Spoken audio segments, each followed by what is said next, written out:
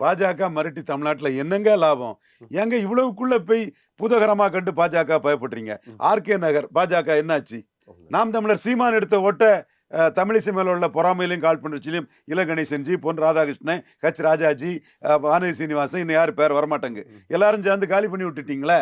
என்ன ஆர்கே நகர்ல என்னாச்சு? தமிழ் தேசியம் ஜெயலலிதா இருந்த முறை வாக்கெடுத்தா, இந்துத்துவா வாக்கெடுத்தா? ம். சும்மா இந்த ஒரு பயம், பீதி, ம். மரண பீதியில பாஜகன்னு பேசிட்டு இருக்காங்க. இல்ல ஒரு கட்சி பிளவுபடுது, இல்ல அதுக்குள்ள பிரச்சனை வருதுனாலே பாஜகன்னு சொல்றாங்களே இங்க. அது என்ன காரணம்? ஏங்க அதான் நீங்க நீங்க வந்து டாக்டர் ஐயா தில்லா நின்னாரு விக்கிரவாண்டியில. ம். வீர வன்னியரா நின்னாரு. எடப்பாடி ஓடிட்டாரு. ம்ஹ்ம். எடப்பாடி ஓடிட்டாரு. நிக்கல. சீமான் நின்னான். ம். தம்பி துணிச்சலா நின்னாப்புல. அதுதான் இன்னைக்கு நான் வன்னியர்கள் மத்தியில எடப்பாடி ஓடிட்டாரு. சீமான் பெரிய ஹீரோன்னு இருக்கு. ரங்கராஜ் பாண்டேக்கு தெரியல. கோலாகல சீனிவாசனுக்கு தெரியல. ம். ஐயோ!